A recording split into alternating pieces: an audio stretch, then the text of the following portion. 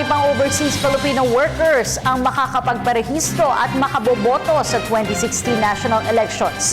Ito ay sa pamamagitan ng mas pinalawak na i-rehistro ng COMELEC, katuwang ang Department of Foreign Affairs. Ang ulat mula kay Ria Fernandez.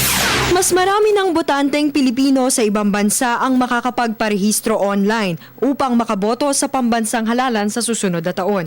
Dadalhin na kasi ang iRehistro project ng COMELEC sa lahat ng embahada ng Pilipinas sa buong mundo matapos maglabas ng resolusyon ng COMELEC and Bank noong ika-24 ng Pebrero dahil sa matagumpay na pilot testing ng proyekto sa Madrid, Spain noong Nobyembre 2014.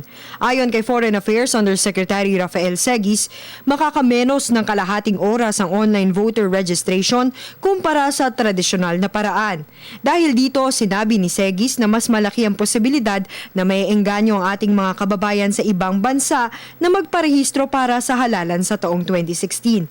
Ayon naman sa tagapagsalita ng COMELEC na si Director James Jimenez, inaasahan nilang tataas ang bilang ng overseas Filipino voter registration dahil sa expansion ng kanilang iRehistro project. Noong Setyembre 2014, pumalo na sa mahigit 42,000 ang kabuuang bilang ng overseas voter registrants. Target pa itong paabutin sa 1 milyon ng DFA at ng COMELEC pagdating ng October 31, 2015. Para sa Telebisyon ng Bayan, Ria Fernandez.